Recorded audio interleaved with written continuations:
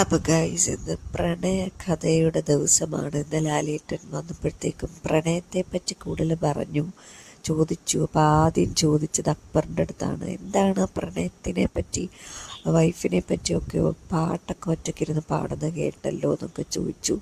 അപ്പം അക്ബർ പറഞ്ഞു, അതെ, എനിക്ക് നന്നായിട്ട് മിസ് ചെയ്തു വൈഫിനെ എന്ന് പറഞ്ഞു. അപ്പം അതുകൊണ്ടാണ് പാട്ടൊക്കെ പാടിയെന്ന് പറഞ്ഞു.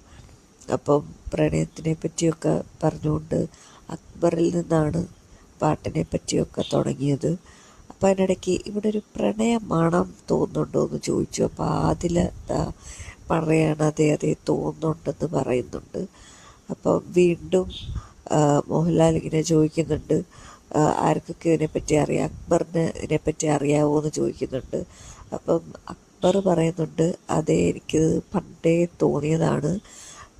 അത് ഇവിടെ നിന്നാണ് വരുന്നതെന്ന് ചോദിച്ചപ്പോൾ പറഞ്ഞു, ഇതാ അനീഷിൻ്റെ അടുത്തു നിന്നൊരു കാറ്റിങ്ങനെ വീശി, പ്രണയക്കാറ്റിങ്ങനെ വീശി അനുമോളുടെ അടുത്തോട്ട് വന്ന് അത് തിരിച്ച് അനീഷിൻ്റെ അടുത്ത് പോകുന്നുണ്ടെന്ന് പറഞ്ഞു. അപ്പോൾ ലാലേട്ടൻ ഇങ്ങനെ ചോദിക്കുന്നുണ്ട്, അതെ ആണോ അനീഷേ എന്നൊക്കെ ചോദിക്കുന്നുണ്ട്. അപ്പം അനീഷ് അതിന് ഉത്തരം പറയുന്നുണ്ട്, അതെ അങ്ങനെ ഉണ്ടായിരുന്നു എന്ന് പറയുന്നുണ്ട്. അപ്പം ലാലേട്ടൻ പറഞ്ഞു, എന്നാൽ ഞാൻ നിങ്ങൾക്കൊരു പ്രണയകഥ കാണിച്ചു തരാം.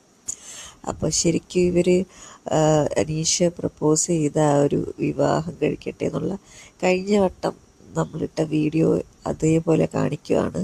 ഇത് ശരിക്കും വേറെ ആരും കണ്ടിട്ടില്ല. അപ്പം അനീഷേട്ടൻ വന്ന് ചോദിക്കുന്നുണ്ട്, എന്നെപ്പറ്റി എന്താണ് അഭിപ്രായം. അപ്പം അനുമോള് പറയുന്നുണ്ട്, പണ്ട് വന്ന സമയത്ത് എനിക്ക് സ്വഭാവം ഇഷ്ടമല്ലായിരുന്നു, പക്ഷെ ഇപ്പം സ്വഭാവം നല്ലതാണ്, ആർക്കും ഇഷ്ടപ്പെടുന്ന സ്വഭാവം.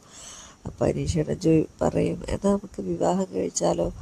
അപ്പോൾ അമ്മയെന്ന് പറഞ്ഞൊരു വിളി, ഈ ഒരു വിളിയിൽ അനുമോൾ സ്റ്റക്കായിട്ട് ഇങ്ങനെ ഇരിക്കും.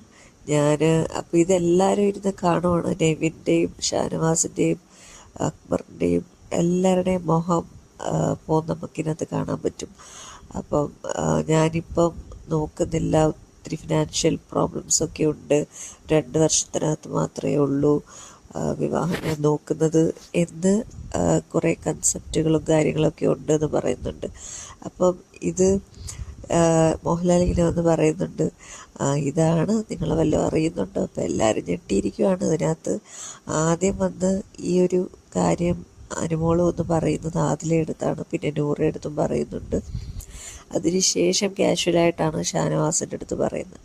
അതല്ലാതെ ഇവിടെ നെവിനും അക്ബറിനും സാബുമാനും അവരുടെ അടുത്ത് പറഞ്ഞിട്ടില്ല.